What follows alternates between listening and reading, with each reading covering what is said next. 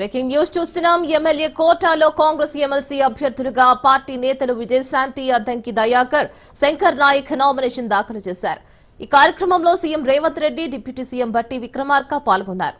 మరోవైపు CPI MLC అభ్యర్థిగా నెల్లికంటి సత్యం నామపత్రాలు దాఖలు చేశారు.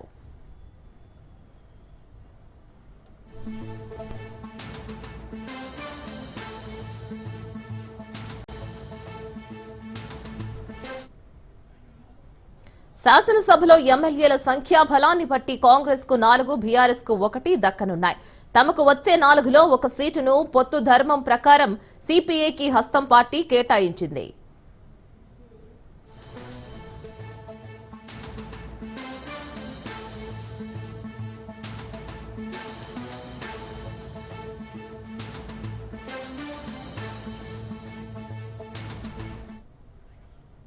రెండు 2023లో జరిగిన అసెంబ్లీ ఎన్నికల సమయంలో సిపిఐతో కాంగ్రెస్ పొత్తు పెట్టుకుని కొత్తగూడెం సీటును కేటాయించింది.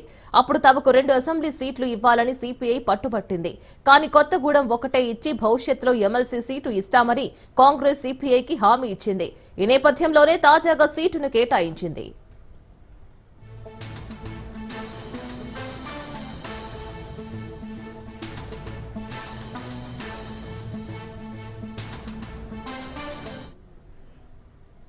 రైట్, దీనిపైన మరిన్ని అప్డేట్స్ మా ప్రతినిధి రాజు లైవ్ లో అందిస్తారు. రాజు, చెప్పండి.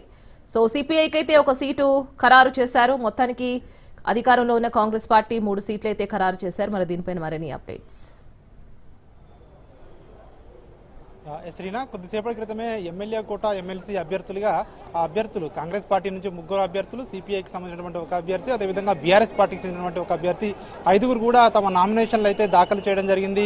కాంగ్రెస్ పార్టీ నుంచి చూసుకున్నట్టయితే 3 అభ్యర్థులు అద్దంకి దయాకర్, విజయశాంతి, శంకర్ నాయక్ వీళ్ళు 3 కూడా నామినేషన్ దాఖలు చేయడం జరిగింది. కాంగ్రెస్ పార్టీ సామాజిక సమీకరణాలు బేరీజు వేసుకుని ఎస్సీ, ఎస్టీ, బీసీ ఇట్లా 3కి సామాజిక సమీకరణాల అవన్నీ చూసుకుని పార్టీ పట్ల విధేయత, సీనియారిటీ ఇవన్నీ కూడా బేరీజు వేసుకుని కాంగ్రెస్ పార్టీ అభ్యర్థులను ప్రకటించడం జరిగింది. అదేవిధంగా అభ్యర్థులు కూడా ఈరోజు ఇక్కడికి అసెంబ్లీకి వచ్చి నామినేషన్ దాఖలు చేయడం జరిగింది. ఈ యొక్క కార్యక్రమానికి సీఎం రేవంత్ రెడ్డితో పాటు డిప్యూటీ సీఎం బట్టి విక్రమార్క, అదేవిధంగా మంత్రి ఉత్తమ్ కుమార్ రెడ్డి, అదేవిధంగా ఎమ్మెల్యేలు కూడా హాజరు కావడం జరిగింది. అసెంబ్లీ హాల్లోకి వచ్చినటువంటి ఇక్కడికి ముఖ్యమంత్రితో పాటు ఇక్కడ అభ్యర్థులు పార్టీకి సంబంధించిన అభ్యర్థులు కూడా తమ నామినేషన్లను దాఖలు చేయడం జరిగింది. ఇక సిపిఐకి సంబంధించినటువంటి ఎందుకంటే కాంగ్రెస్ పార్టీకి ఇప్పటికే 4 ఎమ్మెల్యేలను గెలుచుకునే బలం ఉన్నా కూడా ఒక సీటును సిపిఐకి కేటాయించింది. ఎందుకంటే గత అసెంబ్లీ ఎన్నికల్లో భాగంగా సిపిఐకి కాంగ్రెస్ పార్టీ హామీ ఇవ్వడం జరిగింది. ఖచ్చితంగా అధికారంలోకి వచ్చిన తర్వాత 2 ఎమ్మెల్సీ సీట్లను ఇస్తామని చెప్పి ఏదైతే ఇచ్చిన మాట ప్రకారము 1 ఎమ్మెల్సీ సీటును తాజాగా సిపిఐకి ఇవ్వడం జరిగింది. సిపిఐ ఆ సీటును నెల్లికంటి సత్యంకు ఇవ్వడం జరిగింది. పార్టీ పట్ల విధేయుడిగా ఉన్నటువంటి నెల్లికంటి సత్యం రాష్ట్ర కార్యవర్గ సభ్యులుగా కొనసాగుతూ ఉన్నారు. సో అక్కడ కూడా సామాజిక సమీకరణాలు బేరీజు వేసుకుని ఒక బీసీ అభ్యర్థికి సిపిఐ కూడా ఆ యొక్క స్థానాన్ని అయితే ఇవ్వడం జరిగింది. బీఆర్ఎస్ పార్టీ విషయానికి వచ్చినట్టయితే బీఆర్ఎస్ పార్టీ దాసోజు శ్రవణ్ ఒక బీసీ నేతకు ఇవ్వడం జరిగింది. గతంలో కూడా దాసోజు శ్రవణ్కు ఎమ్మెల్సీగా గత బీఆర్ఎస్ సర్కార్ గవర్నర్ కోటాలో కావాలని ప్రయత్నించినప్పటికీ గతంలో కొన్ని కారణాల వల్ల గవర్నర్ వాటిని ఆమోదించలేదు. అప్పుడు మిస్ అయినటువంటి తన పేరు ఈసారి మళ్ళీ రావడం పట్ల దాసోజు శ్రవణ్ అయితే ఆనందాన్ని వ్యక్తం చేస్తూ ఉన్నారు. ఖచ్చితంగా పార్టీని నమ్ముకొని ఉంటే పదవులు వస్తాయని చెప్పి కూడా తను వ్యాఖ్యానించిన పరిస్థితి ఇక్కడ కనిపిస్తుంది. ఓవరాల్ గా చూసుకున్నట్టయితే ఈ 5 అభ్యర్థులు కూడా 5 అభ్యర్థులు 4 అభ్యర్థులు కూడా నల్లగొండ జిల్లాకు చెందిన వారు కావడం, ఉమ్మడి నల్లగొండ జిల్లాకే 4 ఏదైతే అభ్యర్థులు ఎమ్మెల్సీలుగా అభ్యర్థులు ఈ రోజు కేటాయించడం గమనార్హం. ఇక్కడ చూసుకున్నట్టయితే ఒక విజయశాంతి మినహా మిగిలిన వాళ్ళందరూ కూడా ఇటు బీఆర్ఎస్ దాసోజు శ్రవణ్ కావచ్చు, ఇటు సిపిఐకి చెందినటువంటి సత్యం కావచ్చు, అదేవిధంగా ఇటు కాంగ్రెస్ పార్టీకి చెందినటువంటి శంకర్ నాయక్ కావచ్చు, అద్దంకి దయాకర్ కావచ్చు, వీళ్ళు 4 కూడా ఇటు ఉమ్మడి నల్లగొండ జిల్లాకి చెందిన వారే కావడం ఇక్కడ గమనార్హం. అదేవిధంగా మొత్తానికి కాంగ్రెస్ పార్టీలో కావచ్చు చాలా మంది కూడా ఆశించినప్పటికీ చివరి నిమిషంలో వీళ్ళు 3 పేర్లు అయితే ఖరారు చేయడం జరిగింది. తమ నామినేషన్లు అయితే దాఖలు చేయడం జరిగింది. మరి కాసేపట్లోనే సాయంకాలం కల్లా కూడా రిటర్నింగ్ అధికారి ఈ యొక్క పేర్లను కూడా ప్రకటించే అవకాశం కనిపిస్తూ ఉంది. అవన్నీ కూడా పరిశీలించిన తర్వాత అధికారికంగా ఈరోజు సాయంకాలం కల్లా కూడా ప్రకటించే పేర్లను అయితే అధికారికంగా ప్రకటించే అవకాశం కనిపిస్తూ ఉంది. Right Raju, thank you.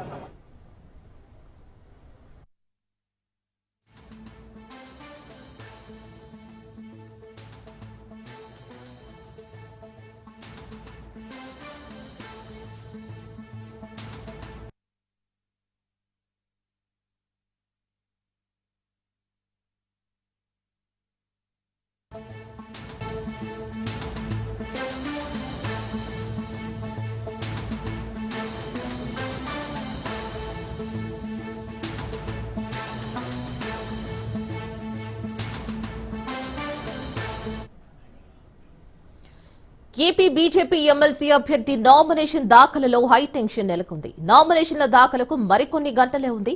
కేవలం 2 గంటల్లో నామినేషన్ల దాఖలు ప్రక్రియ ముగియనుంది. అయితే ఇప్పటికీ కూడా బీజేపీ ఎమ్మెల్సీ అభ్యర్థి సోము వీర్రాజు నామినేషన్ వేయలేదు.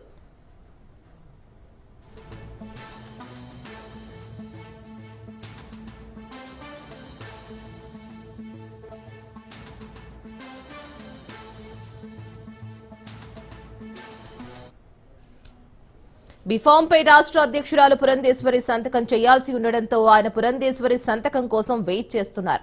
ఇక ప్రస్తుతం పురంధేశ్వరి ఢిల్లీలో ఉండడంతో బీజేపీ అభ్యర్థి నామినేషన్ దాఖలకు ఆలస్యం అవుతోంది. కాసేపటి క్రితమే ఢిల్లీ నుంచి పురంధేశ్వరి బయలుదేరినట్లు తెలుస్తోంది. 4 గంటల్లోపు ఏపీకి చేరుకుంటే నామినేషన్ దాఖలు చేసే అవకాశం ఉంటుంది.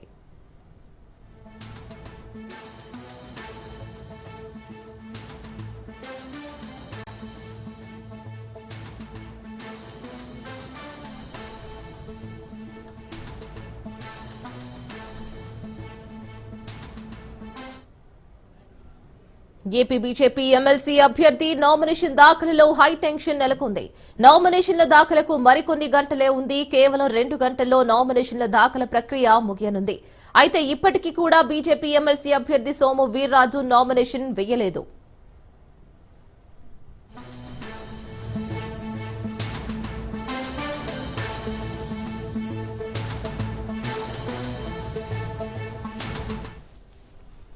బీఫాంపై రాష్ట్ర అధ్యక్షురాలు పురంధేశ్వరి సంతకం చేయాల్సి ఉండడంతో ఆయన పురంధేశ్వరి సంతకం కోసం వెయిట్ చేస్తున్నారు.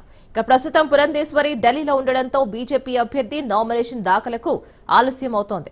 మరి కాసేపటి క్రితమే ఢిల్లీ నుంచి పురంధేశ్వరి బయలుదేరినట్లు తెలుస్తోంది. 4 గంటల్లోపు ఏపీ చేరుకుంటే నామినేషన్ దాఖలు చేసే అవకాశం ఉంటుంది.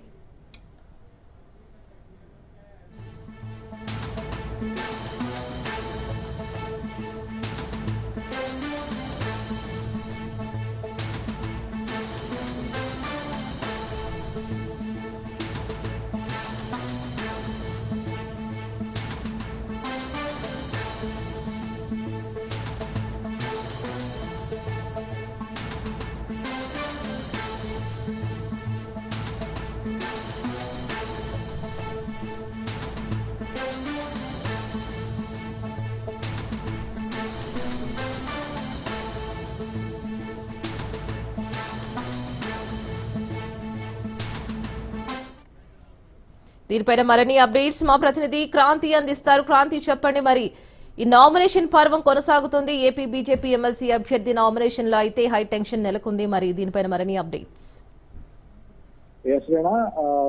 ఇప్పటికే ఎమ్మెల్యే కోట ఎమ్మెల్సీలకు సంబంధించిన నామినేషన్ పర్వం కొనసాగుతుంది. అయితే మొత్తం 5 ఎమ్మెల్సీ అభ్యర్థులకు సంబంధించి 4 నామినేషన్ దాఖలు చేయడం జరిగింది. ఒక నామినేషన్ జనసేన నుంచి గతంలో దాఖలు చేశారు. జనసేన అధ్యక్షుడు పవన్ కళ్యాణ్ సోదరుడు నాగబాబుకి అభ్యర్థితో సంబంధించి ఖరారు చేయడంతో నాగబాబు ఇప్పటికే నామినేషన్ దాఖలు చేయడం జరిగింది. ఇక టీడీపీకి సంబంధించి 3 అభ్యర్థులకి ఖరారు చేసిన నేపథ్యంలో ఈ రోజు కొద్దిసేపటి క్రితమే అటు బీవా రవిచంద్ర కావచ్చు, బిటి నాయుడు, కృష్ణ 3 కూడా మంత్రులు నారా లోకేష్, కందులు దుర్గేష్తో పాటు బీజేపీ ఎమ్మెల్యేలు కూటమికి సంబంధించిన నేతలందరూ కూడా వారికి మద్దతుగా నామినేషన్ దాఖలు చేసిన పరిస్థితి ఉంది. కొద్దిసేపు క్రితమే ఇక 5వ అభ్యర్థిగా బీజేపీ ఖరారు చేసింది. సోము వీర్రాజు అభ్యర్థిత్వాన్ని ఖరారు చేసిన నేపథ్యంలోనే ఇంకా బీఫామ్ కి సంబంధించి పార్టీ అధ్యక్షురాలు నేపథ్యంలో సంతకం చేయాల్సిన నేపథ్యంలో ప్రస్తుతం ఢిల్లీ నుంచి వచ్చే పరిస్థితిలో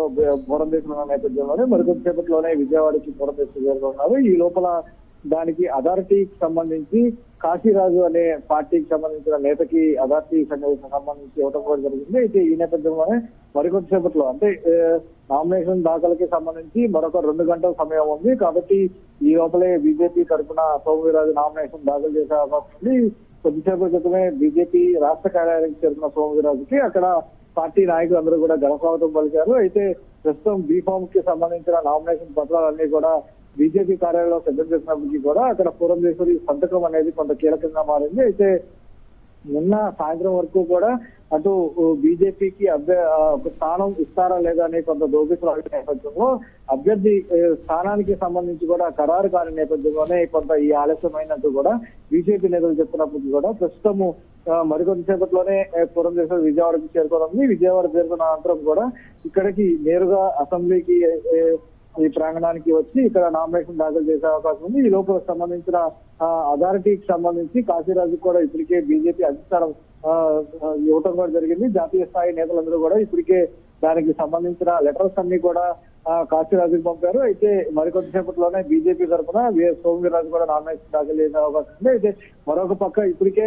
కొంత టెన్షన్ నెలకొంది బీజేపీకి సంబంధించి ఏ రకంగా నామినేషన్ దాఖలు చేయాలి. ఒక పక్క రాష్ట్ర అధ్యక్షురాలు లేదు కాబట్టి సమాచారం లేకపోవడం, సమాచారం కొంత లాగ్ ఉండటం వల్ల ఈ సమాచారానికి సంబంధించి ఆలస్యంగా ఢిల్లీ నుంచి బయలుదేరాల్సిన నేపథ్యంలో ప్రస్తుతము మరికొద్దిసేపట్లోనే చేరుకున్న నేపథ్యంలోనే సోమవీర్రాజు కూడా మరికొద్దిసేపట్లో అంటే నామినేషన్ దాఖలకి సంబంధించి 4 గంటలకు సమయం వచ్చిన నేపథ్యంలోనే ఈ లోపలే పూర్తి స్థాయిలో ఆ నామినేషన్ సంబంధించిన పత్రాలన్నీ కూడా అక్కడ బీజేపీ రాష్ట్ర కార్యాలయంలో పూర్తి చేసి అనంతరం ఇక్కడికి చేరుకుని ఇక్కడ నామినేషన్ పత్రాలని అందించే అవకాశం అయితే కనబడుతుంది. అయితే బీజేపీ దాంతో పాటు ఖచ్చితంగా అటు మంత్రి నారా లోకేష్ అదేవిధంగా జనసేన బీజేపీ అందరూ కూడా మళ్ళీ సోమవీర్రాజుతో పాటు వెళ్లి నామినేషన్ కి సంబంధించి బలపరిచే అవకాశం అయితే ఉంది.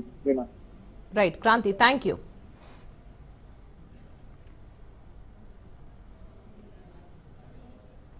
ప్రణయ్ హత్య కేసులో నాటి నల్గొండ ఎస్పీ రంగనాథ్తో మా ప్రతినిధి Ratnakumar face to face.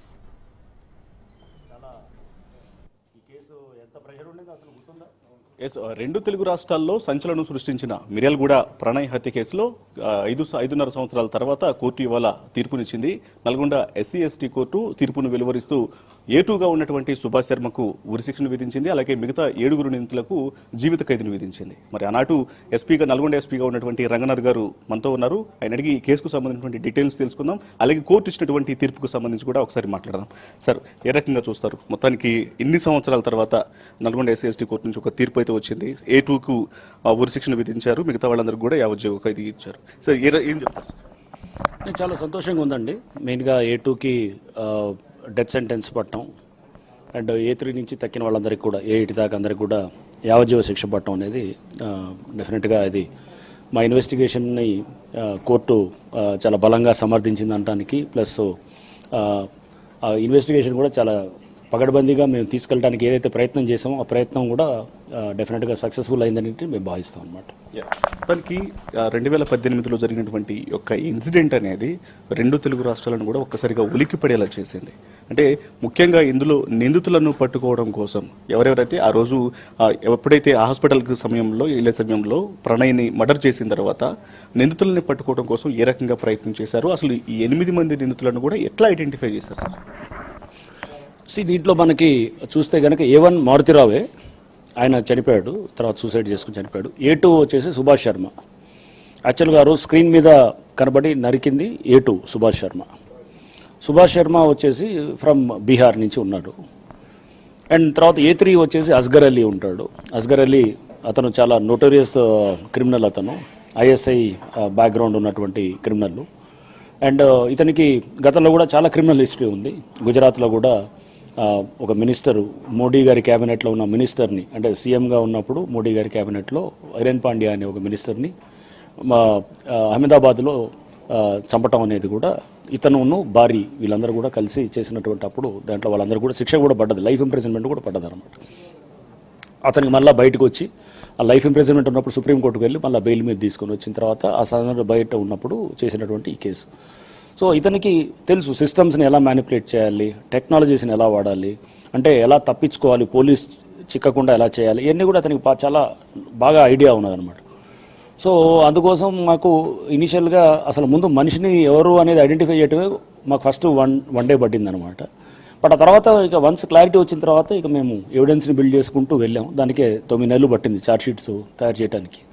But arrest మటుకు 4 రోజుల్లో చేయగలిగాం. అందరినీ చేసిన తర్వాత మనం గ్యాదర్ చేసిన ఎవిడెన్స్ని ల్యాబొరేటరీలోకి పంపించాలి, లేకపోతే చాలా టెక్నాలజీ పరంగా మనం తీసుకున్న దాన్ని అన్నిటి కూడా అనలైజ్ చేయాలి. అనలైజ్ చేసి రేపు కోర్టులో నిలుస్తాయా లేదో చూడాలి. సాక్షులను ఎవరిని పెడుతుంటే కనుక వాళ్ళు రేపు నిలబడతారా లేకపోతే వీగిపోతాయా సాక్ష్యాలు అనేది కూడా చూసుకోవాలి. ఇవన్నీ కూడా చాలా డిస్కషన్ జరిగాయి. అప్పుడు ఉన్నటువంటి అక్కడ మా ప్రాసిక్యూటర్స్ తోటి కూడా మేమంతా కూడా చాలా చర్చలు జరిపి మొత్తం జరిగిన తర్వాత ఒక స్పెషల్ ప్రాసిక్యూటర్ నరసింహ గారిని కూడా అపాయింట్ చేయడం కూడా జరిగింది. ఆయన కూడా చాలా కమిట్మెంట్ తోటి, ఎందుకంటే ఇంత బలమైన కేసుల్లో సాక్షుల్ని మేనేజ్ చేస్తారు, మేనేజ్ చేసి పెద్ద ఎత్తున డబ్బు ఆశ చూపిస్తారు, లేదా బెదిరింపులు చేస్తారు, థ్రెట్లు ఉంటాయి, డబ్బు చూపించవచ్చు. ఇవన్నీ చేసినప్పుడు సాక్షులు నిలబడతారా అనేది మన ఫస్ట్ క్వశ్చన్ మార్క్ వచ్చేది అక్కడే అనమాట. సో దాన్ని మేము లేదు ఇవన్నింటిని ముందుగానే యాంటిసిపేట్ చేసి దాన్ని తగ్గట్టుగా కేసుని బిల్డ్ చేసుకుంటూ వెళ్ళామన్నమాట. బిల్డ్ చేసుకుంటూ అందరు సాక్షులు వ్యతిరేకమైనా కానీ కూడా రేపు కేసు నిలబడాలి అనేటటువంటిది ఫస్ట్ నుంచి చాలా క్లియర్గా ఉన్నాం అనమాట. దాంతో కేసుని అలానే బిల్డ్ చేసుకుంటూ వెళ్ళటంతో మనకు ఒక మంచి 1600 పేజీల ఛార్జ్షీట్ తయారయ్యి with lot of technology analysis అంతా కూడా చేసి ల్యాబొరేటరీ రిపోర్ట్స్ అన్నీ కూడా పెట్టి దీన్ని చాలా పగడ్బందీగా తయారు చేసిన కేసు అనమాట. అంటే లోకల్గా మిర్యాలగూడ లాంటి ఒక చిన్న టౌన్లో వ్యాపారాలు చేసుకున్నటువంటి మారుతీరావు లాంటి వ్యక్తి ఇంత పెద్ద సూపర్ అంటే ఈవెన్ ఐసిస్ అంటే వాళ్ళ లింకులు ఉన్నటువంటి అస్గర్ అలీ లాంటి వాళ్ళని సుభాష్ బీహార్ నుంచి వాళ్ళని వీళ్ళందరినీ కూడా ఎట్లా గ్యాదర్ చేయగలిగారు సార్ వీటన్నిటి? సో దీనికి లింకేజెస్ మారుతీరావు యాక్చువల్గా ఒరిజినల్గా చూస్తే కనుక ఒక చిన్న వ్యాపారస్తులుగా స్టార్ట్ అవుతాడు, కెరసోన్ డీలర్గా స్టార్ట్ అయ్యి తర్వాత మెల్లిగా రియల్ ఎస్టేట్ దాంట్లో పెద్ద ఎత్తున కూడా డబ్బు సంపాదించడం చేస్తాడు. సో అతనికి ల్యాండ్ ఇష్యూస్లో భారీ అనేవాడు కనెక్ట్ అవుతాడు. భారీ హైదరాబాద్ నుంచి వస్తుండేవాడు. ఒక ల్యాండ్ ఇష్యూస్లో అతను కనెక్ట్ అయ్యి అతను కూడా కోర్ట్స్లో వీళ్ళతో పాటు ఇది జరిగేటటువంటి దీనికి వస్తుండేవాడు అనమాట. సో భారీ కనెక్ట్ వీళ్ళకి మెయిన్గా. భారీ నుంచి next connect is Asghar Ali. భారీ అస్గర్ అలీ కలిసి ఆల్రెడీ వాళ్ళు క్రైమ్స్లో చాలా వాటిల్లో ఉన్నారు. అస్గర్ అలీ నుంచి మళ్ళీ శర్మ కూడా కనెక్ట్ అవుతారు. కనెక్ట్ అయిన తర్వాత ఇట్లా ఒకరి నుంచి ఒకరికి లింక్ అవుతూ ఇదంతా కూడా మళ్ళీ అంతా కింగ్ పిన్ మళ్ళీ వచ్చేసి అస్గర్ అనమాట. మొత్తం నడిపించేది దీంట్లో అంతా కూడా చేసేది మాట్లాడేదంతా కూడా అస్గర్ చేస్తుండేవాడు అనమాట. అంటే ఈ కేసులో ముఖ్యంగా మారుతీరావు ఈ మర్డర్ ప్లాన్ చేయడానికి సంబంధించి అతని యొక్క ప్రధాన ఉద్దేశం ఏంటి అని మీరు ఆయన్ని ఇంటరాగేట్ చేసినప్పుడు ఆయన స్టేట్మెంట్లో అసలు ఏ విషయాలు చెప్పాడు సార్? ఎందుకు ఇది చేయాల్సి వచ్చిందని? ప్రధానంగా అతను ఏంటంటే లేక అమ్మాయి పుడుతుంది. అమ్మాయి చాలా రోజుల తర్వాత వీళ్ళకి పుట్టినటువంటి సంతానం అనమాట. ఆ అమ్మాయిని అల్లర ముద్దుగా పెంచుకుంటాడు. వాళ్ళు బాగా ఇది ఉంటుంది అతను అంటే అమ్మాయి అంటే బాగా ఇతనికి లవ్ అండ్ అఫెక్షన్ ఉంటుంది, బిడ్డ లేకగలిగింది. సో దాన్ని వేరే అమ్మాయి వచ్చేసి వేరే అబ్బాయితోటి ప్రేమలో పడటం, అబ్బాయి వచ్చేసి దళిత కుర్రవాడు అవ్వటం, దాంతో ఇతను జీర్ణించుకోలేకపోవటం, అతని కులాన్ని తీసుకోలేకపోవటం, లేకపోతే ఇతను దీంతోపాటు అతనికి ఉన్నటువంటి స్థాయిని అంటే ఇది ఫినాన్షియల్ స్టేటస్ని కూడా తీసుకోలేకపోవటం, ఇవన్నింటినీ కూడా దీంట్లో నుంచి వచ్చింది. అంటే ఒక క్యాస్ట్ కాంపోనెంటు, క్లాస్ కాంపోనెంటు అన్నీ మిళితమైనటువంటి ఈ కేసుగా మేము భావించాం ఫస్ట్ నుంచి కూడా. దీంట్లో అందుకోసం మాకు కూడా చాలా విషయాలు మేము తెలుసుకోవటం కూడా చేయటం జరిగింది. అండ్ తండ్రి ఎలా రియాక్ట్ అవుతాడు, ఎలా రియాక్ట్ అవ్వకూడదు, ఒక టీనేజ్ అమ్మాయి పొరపాట్లు చేసినా కానీ, లేకపోతే టీనేజ్ ఉండే దాంట్లో జనరల్గా చూస్తుంటాం అమ్మాయి వెళ్ళేసి పెళ్లి చేసుకోగానే వెంటనే తండ్రికి నరకటాలు, లేకపోతే రోడ్ల మీద చాలా కేసులు చూసాం. తర్వాత కూడా ఈ మారుతీరావు కేసు అయిన తర్వాత కూడా చాలా కేసెస్ జరిగినాయి. అన్నిట్లో అంటే తండ్రులు అంటే పేరెంటింగ్లో ఎట్లాంటి ప్రాబ్లమ్స్ జరుగుతున్నాయి, పేరెంటింగ్ ప్రాబ్లమ్స్ వలన పిల్లలు ఎటువంటి డెసిషన్స్ తీసుకుంటున్నారు, ఆ టీనేజ్లో వచ్చేటటువంటి వాళ్ళలో వచ్చే మార్పులు, హార్మోనల్ చేంజెస్ ఇవన్నిటి కూడా మనం తీసుకుంటే కనుక మనం ఒక సొసైటీకి ఒక మంచి అంటే ఇవన్నిటిని కూడా అంటే అర్థం చేసుకోవడానికి సమస్యలు అంటే సొసైటీలో ఉన్న ఇష్యూస్ని, టీనేజ్ సైకాలజీని, హ్యూమన్ బిహేవియర్ని అర్థం చేసుకోవడం ఈ కేసు మాకు కూడా బాగా దోహదపడ్డదని భావిస్తాను. మర్డర్ జరిగినప్పుడు అమృత పక్కనే ఉంది. అమృత పక్కన ఉండగానే ఈ ఇన్సిడెంట్ జరిగింది. ఆమె మీకు వచ్చి చెప్పినప్పుడు ఇన్సిడెంట్కు సంబంధించి చెప్పినప్పుడు అసలు ఏం జరిగిందని చెప్పింది, వాళ్ళు ఎవరి పాత్ర అనేది చాలా కీలకంగా ఉందనేది ఇప్పటి వరకు కూడా ఆమె వాళ్ళ పేరెంట్స్ అందరికీ కూడా దూరంగానే ఉంటుంది, ఇప్పుడు సింగిల్గా ఉంటుంది బాబుని పెట్టుకొని. సో ఆ సమయంలో ఇన్సిడెంట్ జరిగిన తర్వాత ఆమె మీకు స్టేట్మెంట్ అమృత చాలా క్లియర్గా ఉండింది. అమృత చంపినప్పుడు పక్కన చూసింది అతను ఎవరో తెలియదు, వాళ్ళు ఎవరో కూడా తెలియదు. అతను యాక్చువల్గా అతను బీహార్ అతను. బట్ డౌట్ ఆమె ఛాన్స్ ఎవరి మీద ఉంది, వాళ్ళ తండ్రి మీదే చెప్పడం మొదలెట్టింది. బట్ తండ్రి హైదరాబాద్లో ఉంటున్నాడు, అతను నాకు సంబంధం లేదన్నట్టు ఉంటున్నాడు. మనం ఎక్కడైనా జనరల్ ఫస్ట్ రాగానే అతను ఏదైనా కాల్ డేటాలు ఏమైనా ఉన్నాయా అని చూస్తే కూడా ఎక్కడ ఎటువంటిది లేదు అసలు ఎవరితో కూడా. అంటే మనకు బేసికల్గా అసలు అతని మీద డౌట్ వచ్చే అంశం ఏది కూడా లేదనమాట. లేదన్నప్పుడు ఈ అమ్మాయి నార్మల్గా పలానా వాడని చెప్తున్నప్పుడు మేము ఇంకా వేరే పద్ధతుల ద్వారా ఇంటెలిజెన్స్ గ్యాదర్ చేయడంతో మెల్లిగా తీసుకున్నప్పుడు మనకి ఒకళ్ళ సింగిల్ మనిషి నుంచి కనెక్ట్ చేసుకుంటూ అంటే మనకి అక్కడ ఉన్నటువంటి రకరకాల పాత్రలన్నింటినీ కూడా కనెక్ట్ చేసినప్పుడు మారుతీరావుది డెఫినెట్గా లింక్ అనేది మాకు ఎస్టాబ్లిష్ అయిందన్నమాట. ఇప్పుడు మారుతిరావు ఆత్మహత్య చేసుకున్నాడు. అయితే అమృత ఆ రోజు నుంచి ఈ రోజు వరకు కూడా చెప్పినటువంటి ఒకే విషయము, ఇందులో ఈ కేసులో A6 గా ఉన్నటువంటి తన బాబాయ్ శ్రవణ్ కుమార్ రావు యొక్క పాత్ర అనేది చాలా కీలకంగా ఉంది. అతనే అసలు తన తండ్రిని కూడా ప్రభావితం చేసి ఇదంతా చేయించాడు అనే విషయం అప్పటి నుంచి కూడా అదే విషయం చెప్పుకుంటూ వస్తుంది. ఇవాళ ఇప్పుడు అతనికి యావజ్జీవ కారాగార శిక్ష విధించారు. మరి వీటన్నిటికీ సంబంధించి ఒకవైపు కుటుంబ సభ్యులు వాళ్ళందరూ కోర్టు దగ్గర ఉండి చేయని తప్పుకు ఆయనకి జీవిత ఖైదు విధించారన్నటువంటి పెద్ద ఎత్తున కూడా ఆరోపణలు చేస్తూ అక్కడ రోధిస్తున్నటువంటి పరిస్థితి ఉంది. ఏం చెప్తారు సార్? యాక్చువల్గా అమృత డే 1 నుంచి చాలా క్లియర్గా ఉందండి. అంటే ఫస్ట్ డే నుంచి కూడా మా నాన్నకన్నా దీంట్లో మెయిన్ పాత్ర మా బాబాయిది, మా చిన్నాయనది అనేది చాలా స్పష్టంగా చెప్పింది. మాకు ఇచ్చిన స్టేట్మెంట్స్లో కానీ, మాకు ఇచ్చినటువంటి మేము రికార్డ్ చేసినటువంటి స్టేట్మెంట్స్ అన్నింటిలో కూడా ఉంది. అదే విషయం కోర్టులో కూడా చాలా స్పష్టంగా చెప్పింది. ఎందుకంటే మా నాన్నని ఈ విధంగా మా మీద నెగిటివ్గా తీసుకెళ్లటంలో ఇతని పాత్ర ఉన్నది. ఇతను మా బాబాయ్ వెనకాల ఉండి మొత్తం స్కీమింగ్ అంతా చేసిన దాంట్లో ఇతను ఉన్నాడు. పైకి అతను కనపడకపోవచ్చు కానీ బట్ వెనకాల అంతా చేసిందంతా కూడా ఇతనే అనేది చాలా డే 1 నుంచి స్పష్టంగా చెప్తుంది అనమాట. శ్రవణ్ అనే అతను వాళ్ళ చిన్నాయన, అతనే మెయిన్ దీనిలో వెనకాల మారుతిరావు ఆ విధంగా బిహేవ్ చేయడానికి కారణం కూడా అతనే అనేది డే 1 నుంచి చెప్తుంది. కోర్టులో కూడా అదే చెప్పింది అనమాట. అండ్ సాక్ష్యాలు కూడా డెఫినెట్గా బలంగా ఉండడంతో కోర్టు కూడా దాన్ని ఇప్పుడు పరిగణలో తీసుకొని అతనికి కూడా యావజ్జీవ శిక్ష వేయటం కూడా మనం చూస్తున్నాం ఇప్పుడు. సో అంటే ఎన్ని సంవత్సరాల పాటు కేసు అనేది కోర్టులో నడుస్తున్నప్పుడు ఖచ్చితంగా మీరు చెప్పారు దాదాపు 1600 పేజీల ఛార్జ్ షీట్ను నమోదు చేశామని. ఎంతమంది సాక్షులు ఉండేవాళ్ళు వాళ్ళందరినీ కూడా మిస్లీడ్ అవ్వకుండా ఖచ్చితంగా ఎవరైతే నిందితులు ఉన్నారో వాళ్ళు సాక్షులను ప్రభావితం చేసే అవకాశాలు కూడా చాలా ఎక్కువగా ఉంటాయి. సో మీరు వీటన్నిటి కూడా డైవర్షన్స్ అనేవి కాకుండా కేసుని ఏ రకంగా ముందుకు తీసుకోవడంలో ఇప్పుడు దాదాపు 60 పైన సాక్ష్యాలు ఉన్నాయి. సో ఉన్నప్పుడు మేము ఎక్స్పెక్ట్ చేసింది ఈ సాక్షుల్లో చాలామంది వీళ్ళు ఏది మేనేజ్ చేయబడతారు, లేకపోతే వీళ్ళు ఒక ట్రయల్కి వచ్చినప్పుడు మాకు వ్యతిరేకంగా చేయడానికి ఛాన్సెస్ ఉన్నాయి, బెదిరించడం జరుగుతుంది వీళ్ళని, లేకపోతే వీళ్ళని ప్రలోభాలకు గురి చేయడం జరుగుతుంది. ఇవన్నీ కూడా ముందు నుంచి మేము చాలా క్లియర్గా ఉన్నాం. ఈ సాక్షులు కనుక రేపు వీళ్ళు మనకు వ్యతిరేకం అయినా కానీ కూడా, అంటే ప్రాసిక్యూషన్కి వ్యతిరేకం అయినా కానీ కూడా కేసు నిలబడేటట్టు తయారు చేయాలని డే 1 నుంచి చాలా స్పష్టంగా ఉన్నాం. అందుకోసమే సాంకేతిక పరిజ్ఞానాన్ని చాలా స్ట్రాంగ్గా మేము నమ్మి ఈ కేసుని తీసుకెళ్ళాం. దీంట్లో అప్పుడు ఉన్నటువంటి డీజీపీ మహేందర్ రెడ్డి గారు, ఐజీ స్టీఫెన్ రవీంద్ర గారు వీరంతా కూడా మాకు చాలా చక్కటి సూచనలు ఇచ్చేవారు. మా టీం కూడా అంతా అప్పుడు ఉన్నటువంటి DSP Miryalaguda Srinivas and inspectors అందరూ కూడా ప్రతి వాళ్ళు అక్కడ కానిస్టేబుల్స్ అందరూ కూడా దీంట్లో ఒక టీం లాగా పనిచేయడంతో మేము కూర్చొని డిస్కషన్ చేస్తుండేవాళ్ళం. రోజుల తరబడి డిస్కషన్ చేస్తుండేవాళ్ళం. నైట్ చాలా డిలేరుగా కూర్చొని డిస్కస్ చేస్తుండేవాళ్ళం. చేస్తూ దీంట్లో ఎటువంటి అంశాలు రేపు రావచ్చు కోర్టు ముందుకి, డిఫెన్స్ అడ్వకేట్ ఏ విధంగా దీన్ని తీసుకెళ్తారు, ఎందుకంటే చాలా స్ట్రాంగ్ డిఫెన్స్ టీమ్ని పెడతారు వాళ్ళు. ఎందుకంటే డబ్బుతోటి పెద్ద పెద్ద లాయర్స్ని తీసుకొస్తారు. తెచ్చినప్పుడు ఎటువంటి మన క్రాస్ ఎగ్జామినేషన్ ఇష్యూస్ వస్తాయని మేమే ముందుగా ఊహించుకుంటాం. ఒక కేసు ఒక స్టేట్మెంటో లేదా ఒక సాక్ష్యం పెట్టినప్పుడు దీని నుంచి ఎలా రేపు డిఫెన్స్ది ఎలా వస్తుంది, క్రాస్ ఎగ్జామినేషన్లో ఎలాంటి రావడానికి ఛాన్సెస్ ఉన్నాయి, ఎక్కడ తప్పులు చేయడానికి ఛాన్సెస్ ఉన్నాయి అన్నింటినీ కూడా మేము డిస్కషన్ చేసుకుంటూ చాలా లోతుగా తీసుకునేవాళ్ళం. తీసుకెళ్ళి డ్రాఫ్ట్ ఛార్జ్ షీటే 10 సార్లు మార్చేసి దాన్ని ఫైనల్ ఇంకా బెటర్గా చేయాలని చెప్పి చేసుకుంటూ ఛార్జ్ షీట్ని దాన్ని ఇంకా 100% తీసుకురావాలి. దాంతో చాలా కష్టపడి టీం అంతా కూడా చేసినప్పుడు దాని ఫలితం ఈరోజు మనం చూస్తున్నాం. ఫైనల్గా ఒక సీనియర్ ఐపీఎస్ ఆఫీసర్గా ఇది పరువు హత్య అనేది మొదటి నుంచి కూడా కనిపిస్తున్నటువంటి అంశం. ఈ పరువు హత్యలకు సంబంధించి ఏం చెప్తారు? ప్రజెంట్ యాజ్ ఏ ఒక సీనియర్ ఆఫీసర్గా ఏం చెప్తారు? ఇది పరువు హత్య అనేది వచ్చినప్పుడు కూడా దీని ఫస్ట్ అసలు పరువు అనేది వాట్ ఈస్ పరువు బేసిక్స్లోకి వెళ్ళినప్పుడు పరువు అనేది ఆనర్ అనేది ఓన్లీ ఆనర్ అంటే ఓన్లీ డబ్బున్న వాడికి పరువు ఉంటుందా, డబ్బు లేని వాడికి పరువు ఉండదా, రిక్షా దొక్కేవాడికి కూడా పరువు ఉంటుంది. సో ఎవరికైనా పరువు అనేది అది వాళ్ళ క్యారెక్టర్లో అది ఇంటిగ్రల్ పార్ట్ అవుతుంది. సో పరువు హత్య అని అంటమే ఫస్ట్ అసలు బేసికల్గా రాంగ్. బట్ ఇతను ఫీల్ అయ్యాడు, ఇతను ఏ విధంగా ఫీల్ అయ్యాడు అనేది మన సొసైటల్ యాంగిల్లో మనం మాట్లాడుతున్నప్పుడు సమాజపరంగా ఇతను చెప్తున్నది ఎవరు, మారుతిరావు సమాజంలో ఒక దళిత వ్యక్తి అనేది చేసుకుంటే కనుక అక్కడ అతను పెరిగిన నేపథ్యంలో కానీ అతను ఉన్న నేపథ్యంలో అతను దాన్ని తక్కువగా తీసుకున్నాడు. బట్ ఈ విషయంలో కూడా నేను అతన్ని ఇంటరాగేషన్ అడిగినప్పుడు, నీకు సపోజ్ ఒక దళిత కుటుంబం నుంచి ఎవరన్నా ఐఏఎస్ పిల్లవాడు వస్తాడు, అతన్ని చేసుకుంటానికి ఇష్టపడతావా, లేకపోతే ఎవరు నీ కుటుంబంలో ఎవరో చిన్న పేద ఎవరో చిన్నవాడు ఉంటాడు, స్మాల్ టైం ఎంప్లాయీ ఉంటే అతన్ని చేసుకుంటావా అంటే అతను వైశ్య కులం ఉన్నప్పుడు నేను తప్పకుండా దళిత కుటుంబంలో ఉన్న ఒక ఐఏఎస్ అధికారు లేకపోతే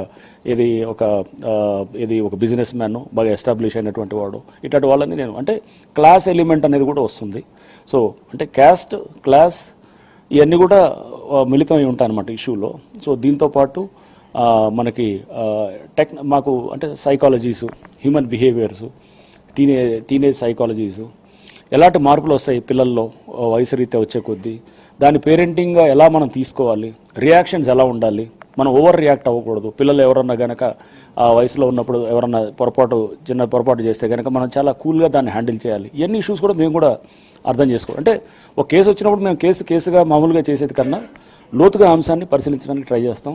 అన్ని కోణాల్లో దాన్ని స్టడీ చేయడానికి ట్రై చేస్తాం. స్టడీ చేసి ఒక మనిషి ఇలా ఎందుకు ప్రవర్తిస్తున్నాడు, ఇలా ఎందుకు ఇతని బిహేవియర్స్ ఉన్నాయి, ఇవన్నీ కూడా అనలైజ్ చేసుకుంటూ కేసుకి ఆ విధంగా ట్రై చేస్తుంటాం. సో అది దాదాపు 5.5 సంవత్సరాల తర్వాత వచ్చినటువంటి యొక్క తీర్పుని తాము స్వాగతిస్తున్నాము. ముఖ్యంగా ఈ కేసులో మొదటి నుంచి కూడా కేసు ఫైల్ చేసిన దగ్గర నుంచి ఇప్పుడు తీర్పు వచ్చేంత వరకు కూడా సాక్షులు ఎవరు ప్రభావితం కాకుండా, అలాగే పూర్తిగా అన్ని ఎవిడెన్స్ అన్నింటిని కూడా జాగ్రత్తగా ఉంచి ఇవాళ ఈ తీర్పు రావడానికి అదే కారణమైందంటూ కూడా ఐపీఎస్ అధికారి రంగనాథ్ గారు తెలియజేస్తున్నారు.